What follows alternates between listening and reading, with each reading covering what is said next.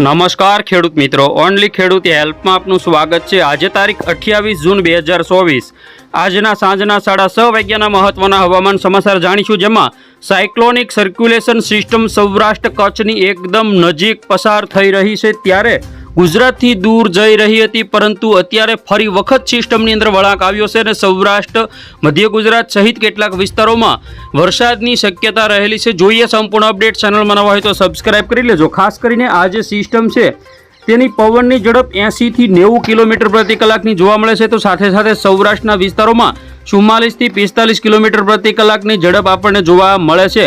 આ જે સિસ્ટમ છે તે અત્યારે અહીં કચ્છ અને દેવભૂમિ દ્વારકા આજુબાજુના જે વિસ્તારો છે તેમાં અત્યારે તે કરીને સક્રિય છે, જેના કારણે ગુજરાતની અંદર વરસાદની સંભાવના રહેલી છે। તે વિસ્તારો આજે રાત્રે તેમજ આવતીકાલે કયા વિસ્તારમાં વરસાદ પડશે તેની વાત કરીએ। સૌથી પહેલા આપણે વાત કરીએ અત્યારે જીએપીએસ મોડલ અનુસાર ગુજરાતના કેટલાક ભાગોમાં વરસાદ આપણને જોવા મળશે, જેમાં ખાસ કરીને સૌરાષ્ટ્રના વિસ્તારો હોય તો વેરાવળ, જૂનાગઢ, ઉના, મહુવા, રાજુલા, અલંગ તેમજ તળાજા, પાલીતાણા, ગારિયાધાર આજુબાજુના વિસ્તારો તેમજ મોરબી સાઈડના જે વિસ્તારો છે, સુરેન્દ્રનગર, ચોટીલા, વિરમગામ, અમદાવાદ, ધોળકા, નડિયાદ, કપડવંજ, મધ્ય ગુજરાતના બધા વિસ્તારો, વડોદરા તેમજ લુણાવાડા, ગોધરા, દાહોદ તેમજ કચ્છની અંદર ખાસ કરીને ખાવડા, ગાંધીધામ, નલિયા આજુબાજુ વરસાદની સંભાવના છે। તો ઉત્તર ગુજરાતના વિસ્તારોમાં સુઈગામ, દિયોદર, ભાટસણ, પાલનપુર, ડીસા, સિદ્ધપુર, પાટણ, રાધનપુર, સાંતલપુર આજુબાજુના વિસ્તારો તેમજ થરાદ, ધાનેરા, આબુ રોડ, અંબાજી આજુબાજુના જે વિસ્તારો છે તેમાં પણ વરસાદની સંભાવના રહેલી છે। ખાસ કરીને દક્ષિણ ગુજરાતની વાત કરીએ તો દક્ષિણ ગુજરાતમાં પણ રાજપીપળા, ભરૂચ, સુરત, તાપી તેમજ વલસાડ, નવસારી અને ડાંગ જિલ્લામાં પણ આજે વરસાદ પડી શકે છે। આજે રાત્રે તેમજ આવતીકાલે વરસાદની સંભાવના રહેલી છે। તો ખાસ કરીને અત્યારે હાલ અરબી સમુદ્રની અંદર આ સિસ્ટમ તેમજ બંગાળની ખાડીમાં પણ એક લો પ્રેશર સિસ્ટમ અત્યારે સક્રિય થઈ છે, જે આગામી સમયમાં ગુજરાત તરફ આવી શકે છે। અત્યારે ECMWF મોડેલ મુજબ ખાસ કરીને સૌરાષ્ટ્રના મોરબી, સુરેન્દ્રનગર, ચોટીલા, બોટાદ, ધોળકા, નડિયાદ, અમદાવાદ, વિરમગામ આ બધા વિસ્તારોમાં ભારે વરસાદની સંભાવના છે। તો ઉત્તર ગુજરાતમાં રાધનપુર, મહેસાણા, હિંમતનગર, ખેડબ્રહ્મા આજુબાજુના વિસ્તારો તેમજ કચ્છની અંદર ખાવડા, રાપર આજુબાજુ પણ વરસાદ આપણને જોવા મળશે। રાત્રિના સમયની આપણે અપડેટ જોઈએ તો રાત્રિએ પણ સૌરાષ્ટ્રના કેટલાક જે છૂટાછવાયા ભાગો છે, સુરેન્દ્રનગર, મોરબી, જામનગર, રાજકોટ આ બધા જિલ્લાની અંદર કેટલાક ભાગોમાં તેમજ પોરબંદર, જૂનાગઢ, અમરેલી અને ભાવનગરના જે વિસ્તારો છે તેમાં હળવો મધ્યમ વરસાદ આપણને જોવા મળશે। કચ્છની અંદર ખાસ કરીને ખાવડા, રાપર, ગાંધીધામ આજુબાજુ વરસાદ જોવા મળશે। તો ઉત્તર ગુજરાતમાં થરાદ, રાધનપુર, પાલનપુર, મહેસાણા, હિંમતનગર આજુબાજુ આપણને વરસાદ જોવા મળશે। સાથે સાથે દક્ષિણ ગુજરાતની વાત કરીએ તો અમોદ, ભરૂચ, રાજપીપળા, સુરત, તાપી, વલસાડ, નવસારી અને ડાંગ જિલ્લામાં પણ વરસાદની સંભાવના રહેલી છે। ખાસ કરીને આવતીકાલે વહેલી સવારે પણ દક્ષિણ ગુજરાતમાં અમોદ, ભરૂચ, રાજપીપળા, સુરત, તાપી તેમજ વલસાડ, નવસારી અને ડાંગ તેમજ ભાવનગર, અલંગ, મહુવા આજુબાજુના જે વિસ્તારો છે તેમજ ઉના, વેરાવળ આજુબાજુના જે વિસ્તારો છે તેમાં પણ વરસાદ જોવા મળશે।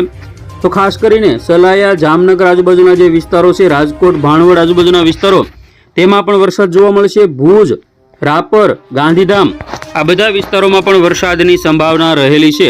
આવતીકાલે સાંજના સમયની અપડેટ જોઈએ તો આવતીકાલે સાંજના સમયે સૌરાષ્ટ્રમાં જામનગર, મોરબી, સુરેન્દ્રનગર, ચોટીલા, રાજકોટ, ગોંડલ, જસદણ, બોટાદ, ભાવનગર તેમજ જૂનાગઢ આજુબાજુના જે વિસ્તારો છે, અમરેલી, વેરાવળ, ઉના, મહુવા, તળાજા આ બધા વિસ્તારોમાં આપણને વરસાદ જોવા મળશે। તો ખાસ કરીને કચ્છની અંદર ખાવડા તેમજ રાપર, ઉત્તર ગુજરાતમાં રાધનપુર, મહેસાણા, હિંમતનગર, પાલનપુર આજુબાજુના વિસ્તારો, થરાદ, ધાનેરા, આબુ રોડ, અંબાજી, અમદાવાદ, ગાંધીનગર, ધોળકા, નડિયાદ આજુબાજુ પણ વરસાદ આપણને જોવા મળશે।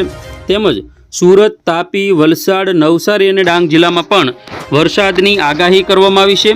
જે અરબી સમુદ્રની જે સિસ્ટમ હતી તે વધુ મજબૂત બનવાના બદલે દિશાની અંદર પરિવર્તન થયું છે, જે આગામી સમયમાં કચ્છની નજીકથી પસાર થશે।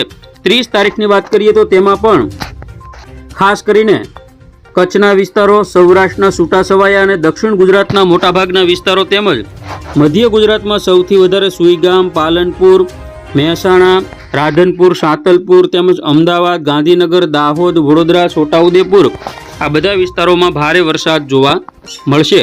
હવે આપણે જોઈએ પવનની ઝડપ કેવી રહેશે તેમજ પહેલી તારીખની વાત કરીએ તો પહેલી તારીખમાં પણ સૌરાષ્ટ્રના તમામ વિસ્તારો, મધ્ય ગુજરાત અને દક્ષિણ ગુજરાતના તમામ ભાગોમાં હળવો ભારે વરસાદ આપણને જોવા મળશે. તો હવે આપણે પવનની ઝડપની વાત કરીએ. અત્યારની વાત કરીએ તો અત્યારે કચ્છની અંદર અને સૌરાષ્ટ્રના વિસ્તારોમાં 48 થી 50, દક્ષિણ ગુજરાતમાં 48 તેમજ આવતીકાલે દક્ષિણ ગુજરાતમાં 50 થી 55 અને સૌરાષ્ટ્રમાં 43 થી 45 તેમજ 30 તારીખની વાત કરીએ તો કચ્છની અંદર 42, સૌરાષ્ટ્રમાં 45, દક્ષિણ ગુજરાતમાં 48 કિલોમીટર પ્રતિ કલાક. પહેલી તારીખમાં પવનની ઝડપમાં વધારો થશે. કચ્છમાં 51 તેમજ સૌરાષ્ટ્રમાં દરિયા કિનારે 45 અને દક્ષિણ ગુજરાતમાં 49 કિલોમીટર પ્રતિ કલાક. બીજી તારીખે કચ્છની અંદર 60, સૌરાષ્ટ્રમાં 57, દક્ષિણ ગુજરાતમાં 51 કિલોમીટર પ્રતિ કલાક. 3 તારીખની વાત કરીએ કચ્છની અંદર 58, સૌરાષ્ટ્રમાં 50, દક્ષિણ ગુજરાતમાં 52 કિલોમીટર પ્રતિ કલાક. તેમજ આગામી 5-6 તારીખ સુધી ગુજરાતની અંદર ભારે પવન ફૂંકાશે, જેમાં 7 તારીખ સુધી પવનની ઝડપ યથાવત રહેશે.